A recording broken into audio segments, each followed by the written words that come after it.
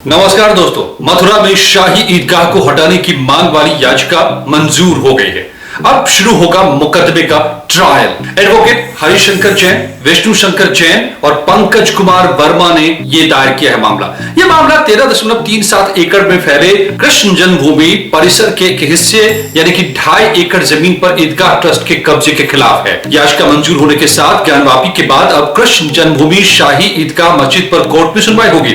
Mathura court ने सुनवाई के लिए इससे जुड़ी याचिका स्वीकार कर ली है। याचिका में मांग की गई है कि शाही ईदगाह मस्जिद कृष्ण जन्मभूमि के ऊपर बनी है और इसलिए उसे हटाया जाना चाहिए। आपको बता दें कि सिविल कोर्ट ने पहले इस याचिका को खारिज कर दिया था, फिर हिंदू पक्ष ने याचिका को नए तरीके से मथुरा डिस्ट्रिक्ट कोर्ट में दायर किया। अब मथुरा डिस्ट्रिक्ट कोर्ट ने याचिका को स्वीकार करते हुए कहा है कि सिविल कोर्ट इस पर सुनवाई करे। जी हां दोस्तों, इसी बीच भड़काऊ भाईजान यानी असदुद्दीन ओवैसी सामने आ गए हैं। उन्होंने मथुरा श्री कृष्ण जन्मस्थान सेवा संघ और शाही ईदगाह ट्रस्ट के बीच हुए एक समझौते की याद दिलाई और कहा है कि यह मामला दोबारा नहीं उठ सकता, समझौता तो हो चुका था। उन्होंने कहा कि मथुरा के श्री कृष्ण जन्मस्थान सेवा संघ और शाही ईदगाह ट्रस्ट ने 1968 में ही एक समझौता कर लिया था और मुद्दों का समाधान किया था। पूजा स्थल अधिनियम 1991 ऐसे मामलों को अदालत में जाने से रोकता है, इसका भी हवाला दे रहे हैं ओवैसी। लेकिन कानून अब कोई मायने नहीं रखता। ओवैसी कहते हैं मुसलमानों की इज्जत टूटना अब एकमात्र लक्ष्य रह गया है। तो जाहिर है दोस्तों, ओवैसी हमेशा की तरह मथुरा मामले में भी लोगों को बरगला रहे हैं। 1968 के जिस समझौते का वो हवाला दे रहे हैं उसी को रद्द करने की मांग तो इस केस में किया गया है, क्योंकि केस करने वाली पार्टियों का मानना है कि दरअसल जिस श्री कृष्ण जन्मस्थान सेवा संघ और शाही ईदगाह ट्रस्ट के बीच में यह समझौता हुआ, उस सेवा संघ के पास जमीन का मालिकाना हक था ही नहीं, तो वो जमीन का हिस्सा ईदगाह ट्रस्ट को कैसे दे सकता था। तो इसी बात के फैसले के लिए कोर्ट में सुनवाई को मंजूरी मिली है। तो वैसी जैसी लोगों को आग लग रही है, पता चल रहा है उन्हें कि अब गलती पकड़ में आ रही है। लगने लगा है कि अयोध्या की तरह काशी और मथुरा में भी उनका गजवाए हिंद का कुकर्म रिवर्स होने वाला है। यहां हुए जुल्म का हिसाब होने वाला है। तो जाहिर है ये बेचैन हो रहे हैं। अब समझिए औरंगजेब की बर्बरता से लेकर 1968 के उस समझौते तक को जिसे कोर्ट में चैलेंज किया जा रहा है। सबसे पहले औरंगजेब के हिंदुओं के ऊपर की गई बर्बरता को समझिए। इस पूरे विवाद की कहानी करीब 350 साल पहले यानी 1670 से शुरू होती है। मुगल शासक औरंगजेब क्या क्या करता रहा ये देश में हम सभी जानते हैं। 1670 में मथुरा में श्री कृष्ण जन्मस्थान को भी ध्वस्त करने का उसने फरमान जारी किया। इसी के बाद उस मंदिर को तबाह कर दिया गया। 1618 में बुंदेला राजा यानी ओरछा के राजा वीर सिंह बुंदेला ने 33 लाख मुद्राओं में इस मंदिर को बनवाया था। मुगल दरबार आने वाले इटालियन यात्री निकोलस मनुची ने अपनी किताब स्टोरिया डू मंगोर यानी कि मुगलों के इतिहास में बताया है कि कैसे रमजान के महीने में श्री कृष्ण जन्मस्थान को ध्वस्त करने के लिए इस पापी बर्बर औरंगजेब ने ईदगाह मस्जिद बनाने का फरमान जारी किया था ध्वस्त करके। मुगलों का राज होने की वजह से यहां हिंदुओं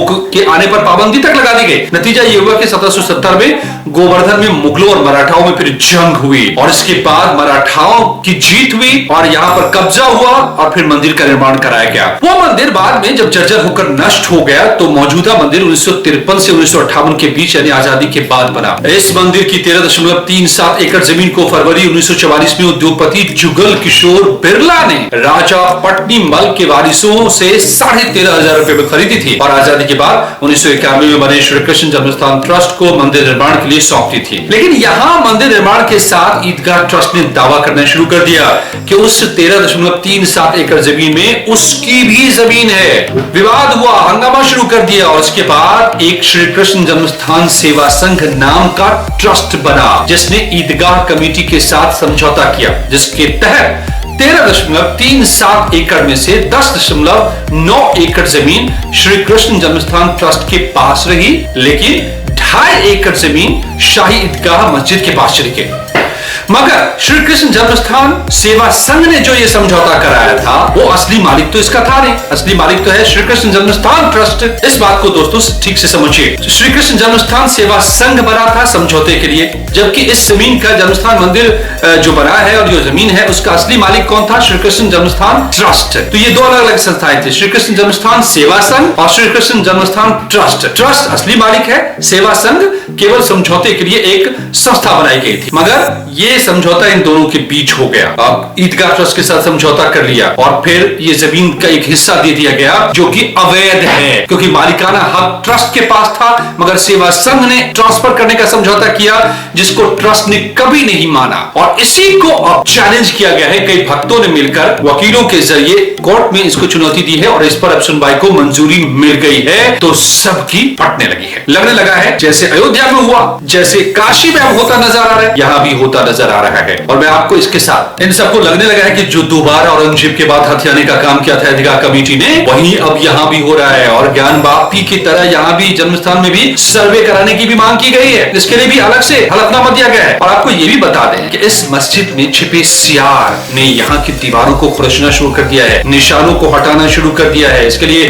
बाकायदा प्रोटेक्शन के लिए अलग से सूट डाला गया है। एक याचिका करते हैं मनीष यादव, जिन्होंने यहाँ सीसीटीवी लगाने की मांग की है, क्योंकि खबर है कि जो ईदगाह मस्जिद है, जो दरअसल मस्जिद है ही नहीं, अवैध मस्जिद है वो, तो वहां पर फरेबियों ने दीवारों पर जो मंदिर को तोड़कर बनाया गया था और मंदिर पर जो निशान है, जैसे काशी में निशान सामने आ रहे हैं ज्ञानवापी में, वैसे ही यहाँ पर ये मंदिर ही है। जन्मस्थान मंदिर असली ही मंदिर है जहां पर उन्होंने बना लिया है, ईदगाह मस्जिद बना ली है। तो उसके दीवारों को खुरच कर उसके निशानों को बदलना शुरू कर दिया है। और इसके लिए मांग की गई है कि यहाँ सीसीटीवी लगाई जाए और सुरक्षा दी जाए, ताकि उन सारे प्रमाणों को, उन सारे सबूतों को नष्ट न कर डालें ये लोग। अब समझिए कि ये क्या क्या कर रहे हैं, किस किस फिराक में रहे हैं, भाईचारा का वास्ता देते हैं, लेकिन दरअसल ये हमारे खिलाफ लड़ झगड़ रहे हैं। दोस्तों आप क्या सोचते हैं इस बारे में? हमें अपनी राय कमेंट सेक्शन में जरूर बताएं। साथ ही इस चैनल को लाइक करें, सब्सक्राइब करें और शेयर करें अपने दोस्तों के साथ। धन्यवाद दोस्तों, नमस्कार।